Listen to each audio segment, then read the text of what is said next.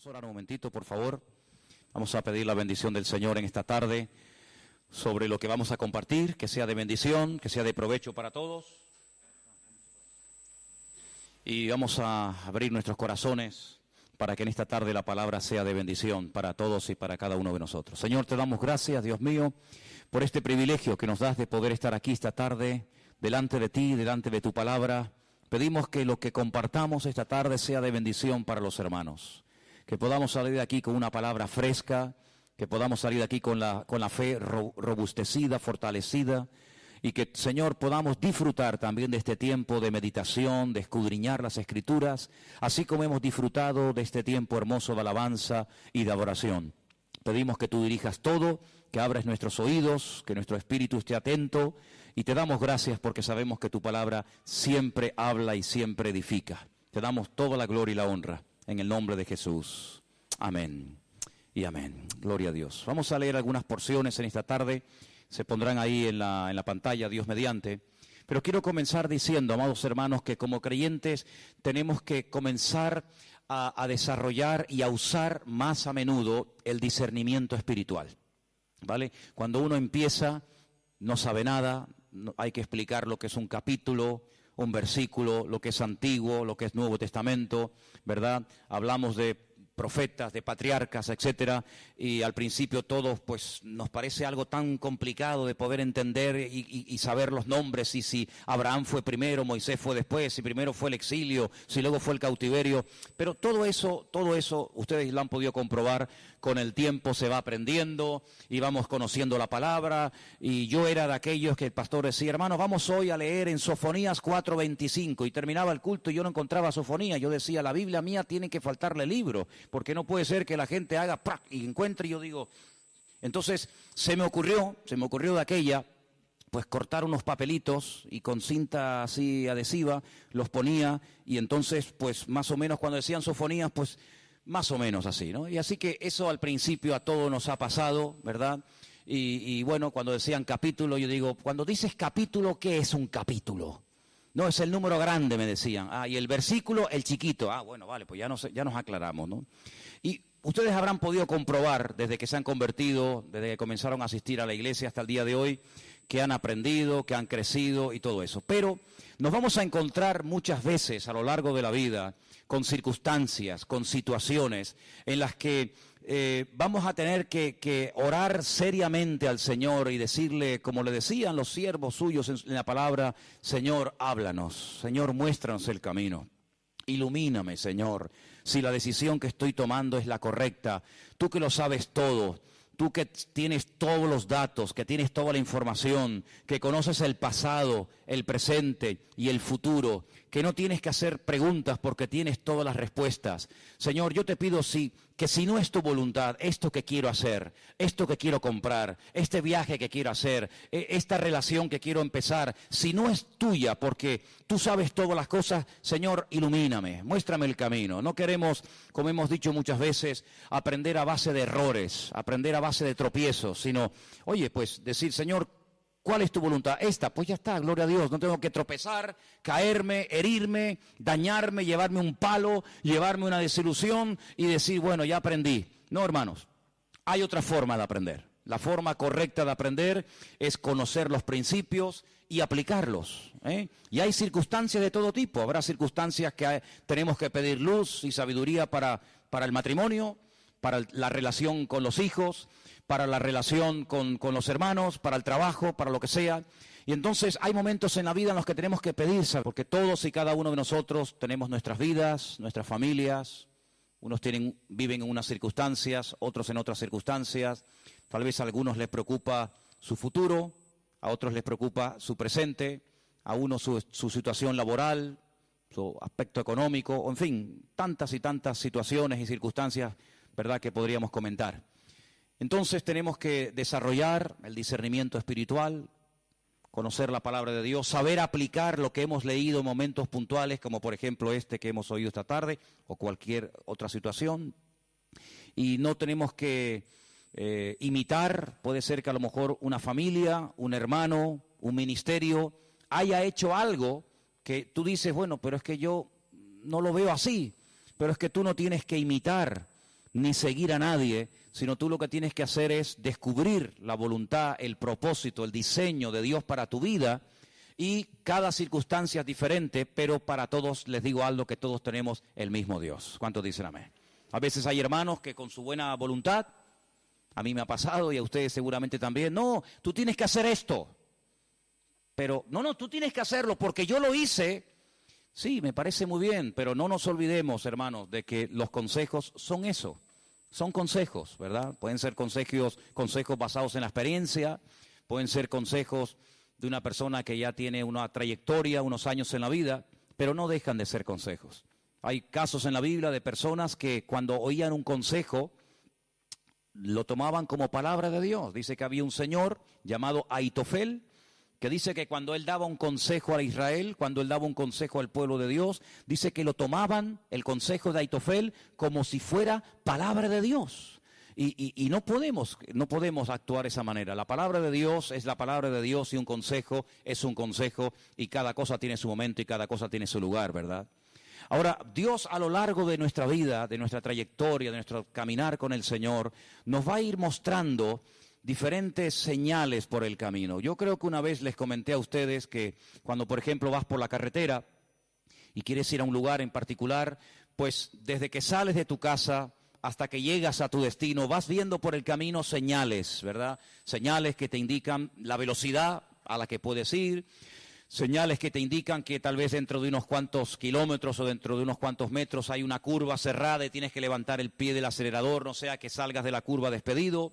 Señales de todo tipo, señales informativas, señales de prohibición, señales de obligación, por el tamaño, por el color, ¿verdad? Pues todos sabemos que hay todo un lenguaje en cuanto a las señales de tráfico. La Biblia está llena de señales. El problema es que muchas veces la gente ve esas señales, pero no sabe cómo actuar. A veces la gente tiene un problema, no sé, de la índole que sea, físico, espiritual, económico, familiar, y se derrumban. Y es una señal, es una forma a través de la cual tú puedes llegar a descubrir otro aspecto del Señor. Y quiero decirles que en el Antiguo Testamento, sobre todo, ustedes van a encontrar a personas que en su trayectoria con el Señor, en su avance con el Señor, iban descubriendo distintas partes, permítame la expresión, de la naturaleza, de la esencia de Dios. Había gente que conocía a Dios como sanador, pero había otra gente que no necesitaba descubrir a Dios como sanador porque no estaban enfermos. Pero había momentos en los que había que descubrir la naturaleza, la esencia de Dios en cualquier otro área, ¿verdad? Entonces vamos a ver en esta tarde, a la luz de diferentes pasajes, cómo tenemos que prestar atención a las palabras, a lo que el Señor nos ha dejado en el camino como señales, para no caer en el error, y repito, para no aprender a través de los errores, sino aprender a través de los principios. Vamos a ir al libro de Josué. Solamente voy a leer un versículo, después iremos a Primera de Reyes. Pero en el libro de Josué, el capítulo 6, nos habla de algo que fue mucho más que la conquista de una ciudad. La gente dice, bueno, cruzaron el río Jordán, atacaron Jericó, la conquistaron, la destruyeron. Una mujer llamada Rahab forma parte del pueblo de Israel y ya está. No, hermano, vamos a ver, eso es simplemente así, superficialmente lo que vemos. Pero la toma de la ciudad de Jericó es un botón de muestra, un punto de referencia que a ellos les va a servir para que en las próximas conquistas, en los próximos obstáculos naturales o espirituales que se encuentren en el camino, ellos recuerden lo que allí ocurrió. Quiero decirles que, por ejemplo, cuando ellos cruzan el río Jordán, Josué manda a hacer algo aparentemente extraño, algo que a lo mejor nosotros no hubiéramos hecho, pero vino muy bien aquello. Él dice, mira, el Señor aquí ha abierto el río Jordán, hemos cruzado, la generación pasada cruzó un mar, ahora nosotros cruzamos un río, pero es igual. Pero vamos a hacer algo, vamos a extraer 12 enormes piedras del fondo del río Jordán, las vamos a poner en la orilla, después el río otra vez va a discurrir normalmente. Y entonces el día de mañana, cuando nuestros hijos, los vecinos o la gente que pase por aquí vea esta especie de monumento extraño, abstracto diríamos, de 12 piedras una encima de la otra y pregunten, oye, ¿esto qué significa? ¿Tiene alguna interpretación, algún significado, alguna aplicación espiritual? Nosotros utilizaremos la pregunta para decirle a la gente que aquí el Señor hizo un milagro. Que estas piedras que ustedes ven ahora fuera del río Jordán estuvieron un día en el fondo del río Jordán. Y esto nos va a servir como plataforma para explicar, para decirle a la gente que nuestro Dios aquí hizo un milagro a favor de su pueblo. Esto será una especie de testigo mudo, ¿verdad? Una especie de monumento conmemorativo de que un día aquí vimos la gloria del Señor. Oye, estupendo, y ahí quedó. Pero más adelante dice la Biblia que cuando la ciudad de Jericó es destruida, Josué en el capítulo 6, versículo 26, dijo una palabra referente a esa ciudad recién conquistada, recién destruida. Y las vamos a leer esta tarde con sumo detenimiento. Repito, Josué capítulo 6, verso 26.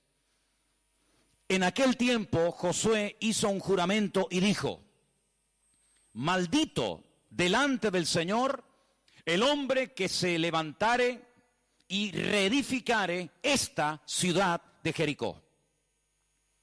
Sobre su primogénito eche los cimientos de ella, y sobre su hijo menor asiente sus puertas. Y esa palabra quedó ahí, pero pasó de generación en generación, de padres a hijos, de hijos a nietos, etcétera, etcétera.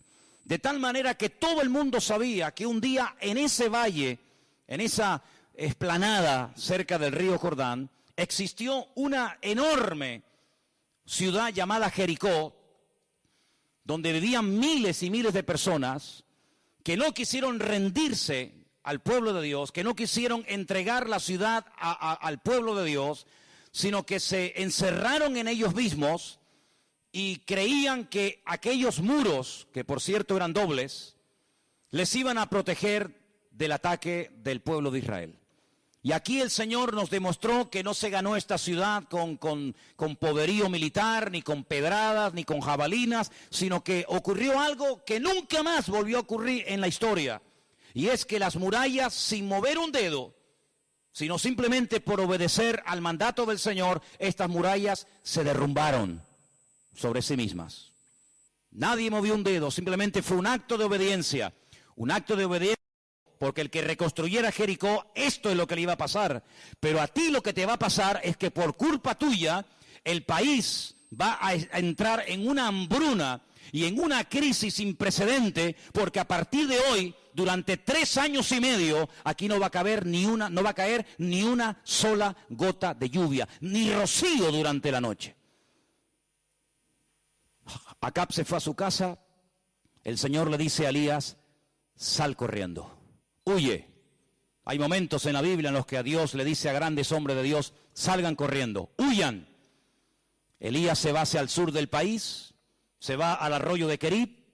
La Biblia nos enseña que de momento había agua, él podía estar ahí tranquilo. Por la mañana y por la tarde, cuervos venían con pan y con carne, y comenzó la sequía en todo el país.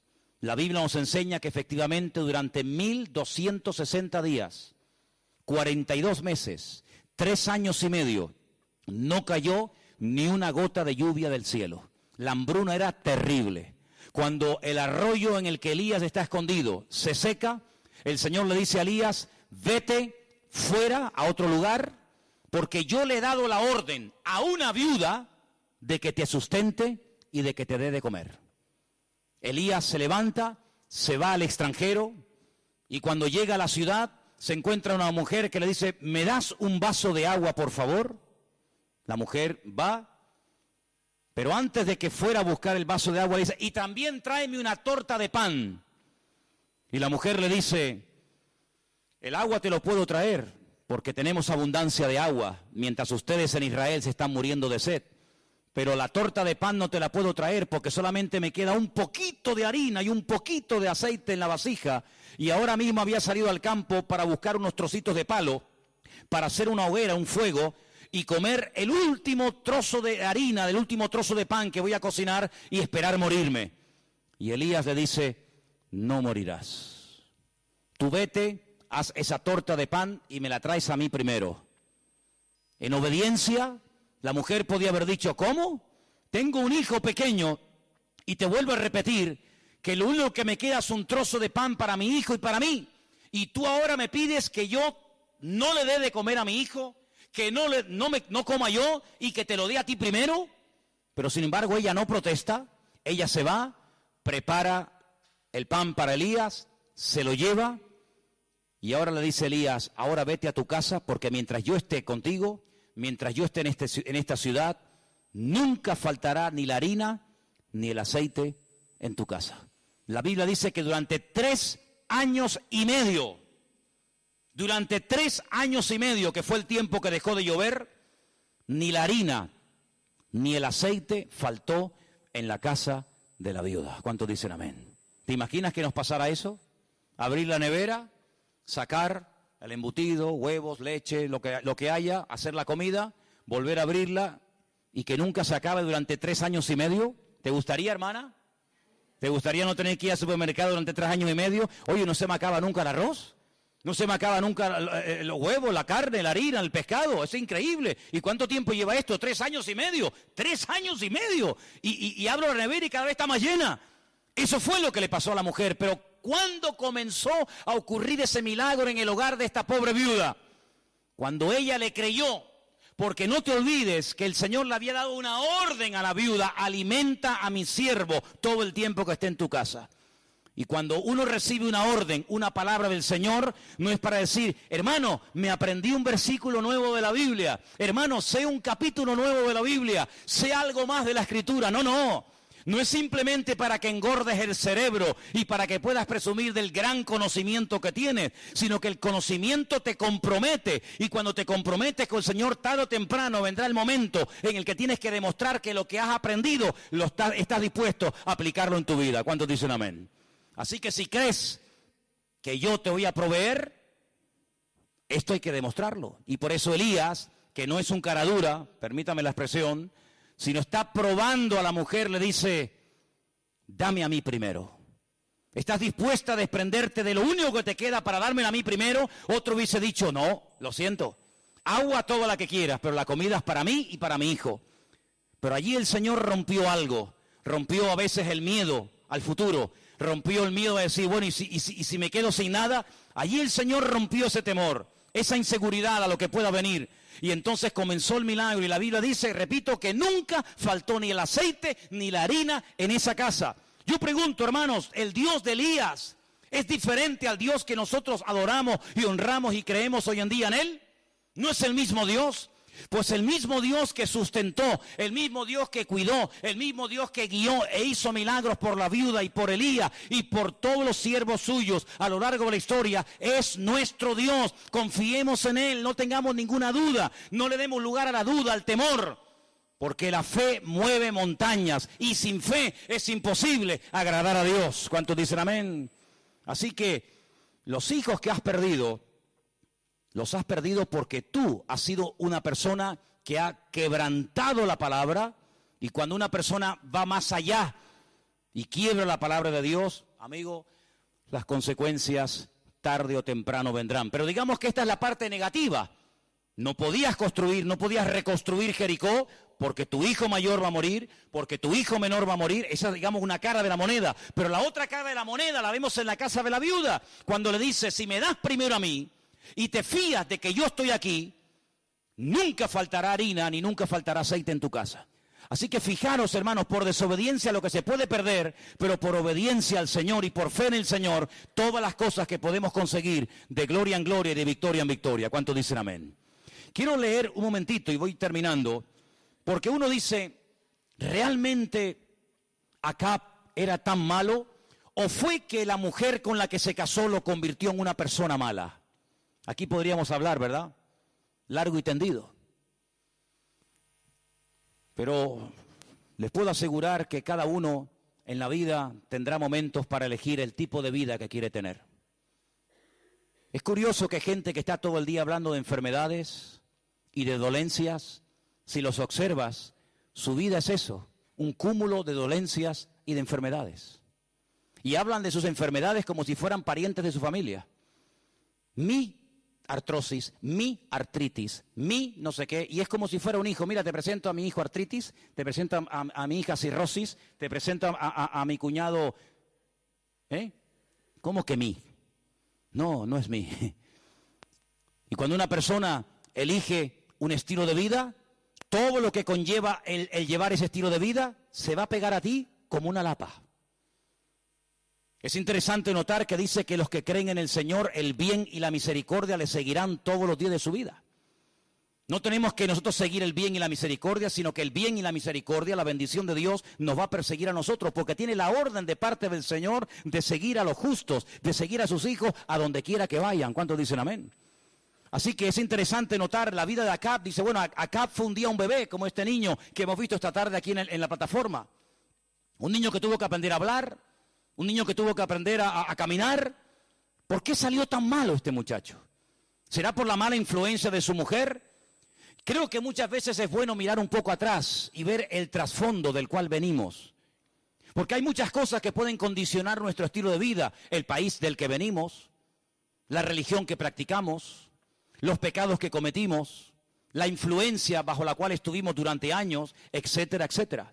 Y Acab, que era un hombre malo, y por eso se le juntó una más mala que él todavía, que era su esposa Jezabel, miren qué tipo de padre tuvo. Dice la Biblia, en Primera de Reyes, capítulo 16, versículo 21, su padre se llamaba Omri, con M. Entonces el pueblo de Israel fue dividido en dos partes. La mitad del pueblo seguía a un tal Tibni, hijo de Ginat, para hacerlo rey, y la otra mitad seguía a Omri. El pueblo que seguía a Omri pudo más que el que seguía a Tibni, hijo de Ginat, y Tibni murió y Omri fue el rey. Interesante, ¿no? En el año 31 de Asa, rey de Judá, comenzó a reinar Omri sobre Israel y reinó 12 años. En Tirsa reinó 6 años. Omri compró a Semer, el monte de Samaria, por 2 talentos de plata. Y mira lo que dice: edificó en el monte y llamó el nombre de la ciudad que edificó Samaria. En los evangelios vamos a encontrar un montón de veces a Samaria, Jesús en Samaria, Juan capítulo 4, ¿verdad? Etcétera, etcétera. La parábola del buen samaritano y otras. Así que mira tú por dónde ya sabemos quién fue el fundador de la ciudad de Samaria. Este hombre, Omri. Porque antes su dueño se llamaba Semer, que fue el dueño de aquel monte. Omri hizo lo malo ante los ojos del Señor. E hizo peor que todos los que habían reinado antes de él. Pues anduvo en todos los caminos de Jeroboam, hijo de Nabat, y en el pecado con el cual hizo pecar a Israel, provocando la ira del Señor, Dios de Israel, con sus ídolos. Es decir, que Acab se crió en un ambiente de idolatría. Acab se crió en un ambiente de rebeldía. Dice que su padre fue malo ante los ojos del Señor. Bueno, por ahí hay un refrán, no sé si es 100% así o no, pero lo menciono. Dice que de tal palo, tal astilla. Bíblicamente dice en en Ezequiel, tal la madre, tal la hija. Por eso muchas veces hay momentos que nos tenemos que parar en la vida y decir: Señor, yo soy cristiano, yo te conozco, yo te he recibido, yo me congrego en la iglesia, yo leo tu palabra, yo me estoy esforzando en tus caminos, pero si hay alguna reminiscencia, si hay alguna influencia todavía de mi pasado, de mi trasfondo religioso, cultural o espiritual en mi vida, quítalo de mí, Señor. Hay familias que están marcadas por el alcoholismo. El padre, la madre, el abuelo, el primo, el cuñado, el sobrino. Hay familias que están marcadas por la depresión. El abuelo era depresivo, la abuela era depresiva, el nieto era depresivo, el otro también tenía problemas mentales, el otro también. Hay familias que están marcadas por la muerte. Se murió con 15 años, el otro se murió con 18, el otro murió así de repente, se levantó por la mañana y de repente apareció muerto. Hay familias que están marcadas por divorcios, se divorció el abuelo, la abuela, el padre, la madre, por la infidelidad. El abuelo tuvo no sé cuántos hijos con esta, después se casó con otra, después a los años nos enteramos que el viejo tenía una mujer por allá, esta no sabía nada y después se encontraron los hermanos. Es decir, mira hacia atrás de qué trasfondo tú procedes, qué religión practicaste. ¿Qué ritos hiciste? ¿En qué cultura te criaste? Todo eso marca a la gente más de lo que tú te puedas imaginar. A veces venimos al Señor y le entregamos al Señor, sí, nuestro corazón, pero realmente el decir que le hemos entregado el corazón significa que todos nuestros recuerdos, que nuestro pasado verdaderamente lo hemos superado en el nombre del Señor. Pues hermano, quiero decirte que muchas veces nos hemos encontrado con cristianos, con cristianas que todavía no han logrado perdonar a su padre por lo que le hicieron. Y llevan toda la vida en la iglesia. ¿Y cómo es posible? Porque, ¿verdad? Porque todo ese pasado, ese peso, ese lastre, muchas veces impide que una persona madure y crezca en el Señor. Por eso es bueno no solamente aceptar, y damos mucho énfasis a aceptar a Cristo, aceptar la salvación, aceptar al Señor. Sí, me parece muy bien. Pero vamos también a dar énfasis a rechazar. No solamente aceptar, sino a rechazar, porque para poder usar un vaso limpio, primeramente hay que limpiarlo, para luego después llenarlo. Sería una barbaridad coger un vaso sucio y querer utilizarlo para beber. No, primeramente hay que vaciarnos. Dice la Biblia en Filipenses capítulo 2 que Cristo primero se vació, primero se anonadó, se despojó. Y después, cuando ya había llegado a lo más bajo, es cuando el Padre lo exalta y le da un nombre que es sobre todo nombre. A veces hay recuerdos que todavía nos hacen daño durante la noche y llevas toda la vida en la iglesia y has leído media Biblia y llevas toda la vida en esta o en cualquier otra congregación, pero a veces cuando tocas ese tema lo pasas mal. Y a veces surge la rabia, y a veces surge el llanto, y a veces surge el dolor.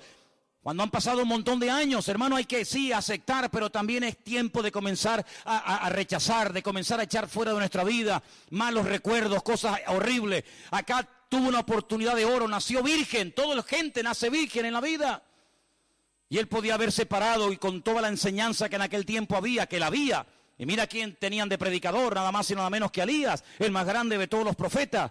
Él podía haber dicho, renuncio al pecado, a la vida pecaminosa de mi familia. Mi padre fue un desastre como rey, pero yo quiero ser un buen rey, quiero ser un buen hombre. Pero no lo hizo. ¿Qué es lo que hizo? Tenía tendencia al pecado, tenía tendencia a la maldad por la educación que había recibido, pero en vez de rectificar, en vez de cambiar el rumbo, en vez de utilizar el libre albedrío para decir, no, yo no quiero ser un clon de mi padre. Yo no quiero que digan, es igual que el padre, igual que el padre. No, yo quiero rectificar, yo quiero pasar a la historia no como un hombre que hizo lo malo ante los ojos del Señor. Yo quiero pasar a la historia como otros reyes, diciendo, aquí yace y descansa un varón de Dios. Lo pudo haber hecho, pero no tomó ese camino, sino tomó un camino equivocado. Y si encima que tienes una tendencia a la droga, te juntas con un problema, con alguien con problema de droga, se está juntando el hambre con las ganas de comer. Si tienes un problema de homosexualidad y no lo has superado totalmente y te juntas con otro que también lo tiene, tarde o temprano los dos ciegos caerán en el mismo hoyo. Si tienes un problema de la índole que sea, procura buscar el opuesto y no alguien que se parezca a ti, porque si no los dos, al final en un momento de debilidad, caerán los dos en el mismo hoyo. Si tienes tendencia al desánimo, a la depresión, hermana y hermano, búscate a un hombre de Dios, no un mequetrefe, que esté todo el día, ¿cómo está? No te busques un lloricón, búscate un hombre, para que cuando caigas, él te pueda levantar. Pero si tienes, hermana, tendencia al desánimo, a la depresión, una inseguridad contigo misma, porque te han humillado, te han maltratado, nunca te han valorado como mujer, etcétera, etcétera, y te casas con un mequetrefe, acomplejado, vago, que no sabe hacer lado con un canuto, al final te va a terminar contagiando él a ti. Busca el opuesto, querido hermano. Si eres demasiado lanzado, búscate a otro que te diga, ya, yo no corras tanto, vieja. Busca un equilibrio en tu vida. Busca un equilibrio. El diablo generalmente te va a querer poner en tu vida a alguien que tenga los mismos complejos que tú, los mismos problemas que tú, porque Dios los cría y el diablo los junta. ¿O no habéis oído ese refrán? Hay por allí un acomplejado, vive en Alaska, con los osos polares, se viene a vivir a Tenerife. Así. Esquimal, no sabe español, no sabe nada, es un acomplejado. Se viene a Santa Cruz de Tenerife. ¿Y a quién conoce? En las Ramblas sale una tarde de paseo y se encuentra a otro acomplejado como él. ¿Cómo puede ser que un esquimal acomplejado se venga a vivir a Tenerife, a la otra parte del mundo, y en vez de encontrarse con alguien que lo motive, que le cambie, que le diga, pabila muchacho, deja eso, se junta con otro igual que él o que ella? Hermanos, hay algo en el mundo espiritual que es así. Por eso la palabra de Dios nos enseña, y el Señor dice que nos va a poner a alguien, y mira lo que dice la Biblia, hierro con hierro se aguza. ¿Cuántos dicen amén? Y te gusta que te tiren flores y te gusta ser reconocido y te casas con uno o con una que te está todo el día tirando flores, al final te va a ser el tonto del barrio. Tienes que casarte con alguien, juntarte con alguien que te baje los humos y te diga, pero ¿tú de qué vas? Si eres más feo que un coche por abajo, hombre. Claro, hermano. Entonces tienes que decirle, Señor, pon a una persona a mi lado que no, yo no quiero rodearme de pelotas, con gente que endulce mis oídos, sino con gente que me diga lo que tengo que oír para cambiar, porque sin confrontación no hay cambio. ¿Cuántos dicen amén? Así que, hermano, has visto a tu padre, ¿cómo terminó? En la ruina total. ¿Cómo terminó Hilel? Sacrificando a sus hijos. ¿Total para qué? Para decir, yo fui el que reconstruí Jericó. ¿Y merece la pena? ¿Y cómo vas a terminar tú? La Biblia nos enseña que Acab fue un hombre que desperdició muchos años de su vida. Pero yo quiero decirte en esta tarde que por muy bajo que nos hayamos caído o separado, siempre hay remedio en el nombre del Señor. Y déjame solamente darte este dato y termino. En el versículo, estamos en el 16, 24, dice que edificó Samaria. Vayitem, dice en hebreo, Vayitem. Y en el versículo 34 dice, reedificó a Jericó, Baná. Es el mismo verbo. Es el mismo verbo. Y fíjate que si ves el verbo construir, tiene exactamente las mismas letras que la palabra ben, que significa hijo. O, al revés, si ves y estudias la palabra hijo en hebreo, que es ben, tiene las letras del verbo construir. Es decir, que un hijo es una, entre comillas, una construcción, una prolongación de mi vida. ¿Samaria qué era? ¿Qué significa Samaria? Lugar alto, atalaya. Me siento superior a los demás. Por eso, ¿quién la construyó? Onri. Una persona que creía que podía desafiar a Dios y a él no le iba a pasar nada y mira cómo terminó. ¿Quién reconstruyó la ciudad de Jericó? Una persona que sabía perfectamente el elevadísimo precio que se pagaría si se te ocurre levantar una piedra de Jericó, sacrificando a sus hijos, pero era como una proyección de su soberbia y una proyección de su arrogancia. Nosotros tenemos la capacidad, Dios nos la dio, Dios nos diseñó con la capacidad de poder reproducirnos. Sí, claro que sí, gracias a Dios, tenemos esa capacidad. Pero también espiritualmente nos reproducimos y muchas veces sin querer. Muchas veces esa persona que tú trajiste a la iglesia, ese amigo, ese compañero de trabajo que tú invitaste y trajiste al culto, y tú fuiste su padre espiritual, el que, vamos a decirlo, lo parió espiritualmente hablando, pues te estás proyectando en él. Va a terminar orando, hablando, leyendo la palabra, llegando al nivel espiritual que tú le estás transmitiendo a su vida. Por eso es muy importante que nos demos cuenta de que nuestra vida no es una vida hermética, encerrado en nosotros mismos, donde yo entro, salgo y yo paso de todo, sino que tu vida también se reproduce espiritualmente. Y qué triste cuando vemos a la vida del rey Acab, que podía haber llegado a ser un gran rey, que tiró toda la fortuna, hipotecó al país, porque para tener contenta a Jezabel comenzó a construir y edificar templos por toda la ciudad como hizo el rey Salomón. Terrible, terrible, ¿verdad? Así que vamos a orar en esta tarde para que el Señor nos abra los ojos y las advertencias que veamos, cuando veamos a uno que desobedeció y terminó fatal, abre los ojos. Y tú dices, a mí no me va a pasar, yo no quiero que me pase lo que le pasó a él. Cuando tú veas a una persona que se apartó de los caminos del Señor y al principio todo bien, no pasaba nada, y volvió otra vez a caer en lo que dice él que había superado, eso para ti es una señal en el camino. Ojo, cuidado, cuidado, este estaba más fuerte que tú, este se congregaba más que tú, este leía más la palabra que tú, este aparentemente era más crecido en el Señor que tú, y mira cómo terminó por separarse de los caminos del Señor.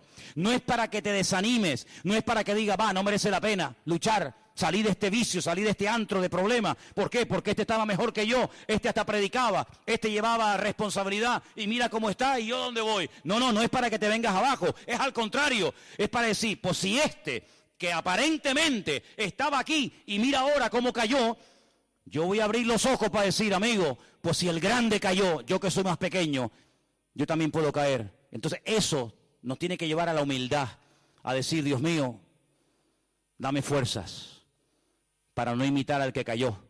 sino para imitar al que no cayó. ¿Cuántos dicen amén? Cierra tus ojos, hermano. Anímate en el Señor en esta tarde, ¿sí? Anímate en el Señor. Agradécele al Señor en esta tarde las señales, los consejos, las palabras que te va dando el Señor cada día. Mirando a veces el mal ejemplo de algunas personas para que tú aprendas a no hacer lo mismo. Mirando a veces el buen ejemplo de otras personas para que tú hagas lo que ellos hacen. En la Biblia hay muchos ejemplos, ejemplos a imitar y ejemplos a no imitar. Vidas que son nuestro punto de referencia y vidas que decimos, Señor, ayúdame a no caer en lo que cayó Sansón, en lo que cayó Salomón, en lo que cayó en lo que cayó aquel. Así que tienes que darte cuenta y saber interpretar bien las señales. Darte cuenta de que personas más espirituales y más maduras aparentemente que nosotros se enfriaron y se apartaron de los caminos del Señor. Y te puedo decir por experiencia que cuando un cristiano cae, cae peor que antes de haber conocido a Cristo. El postrer estado viene a ser peor que el primero.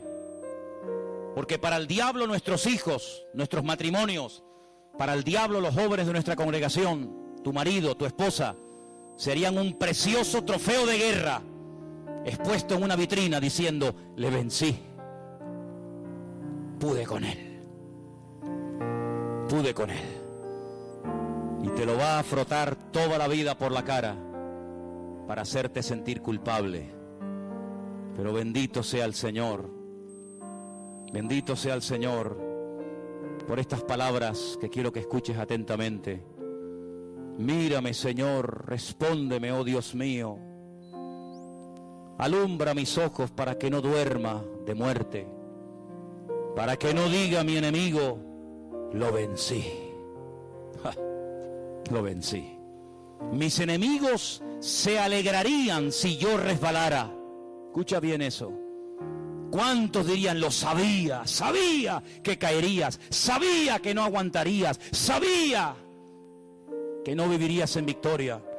Mis enemigos se alegrarían, dice el salmista, el rey David, si yo resbalara. Mas yo por tu misericordia he confiado. Mi corazón se alegra en tu salvación y cantaré a mi Señor porque me ha hecho bien. Gracias, Señor, porque hasta aquí tú nos has sostenido. Gracias, mi Señor y mi Rey, porque todas las advertencias, aunque a veces no hemos hecho caso, pero nos hemos levantado y hemos aprendido. Y queremos pedirte en esta tarde que podamos terminar este año 2015 en una rotunda victoria, en una rotunda libertad, en un triunfo que dé honra y gloria al Señor. Y que no diga mi enemigo, el diablo, Satanás, lo vencí, lo derroté. Señor, te damos gracias porque hasta el día de hoy, hasta este día domingo, tú nos has sostenido. Te ruego en el nombre de Jesús que de aquí a los próximos días y semanas, en esta recta final de este año, nuestra vida termine bendecida, nuestro matrimonio termine bendecido, que tú guardes a cada uno de los jóvenes de esta iglesia, los que llevan poquito tiempo, los que llevan muchos años.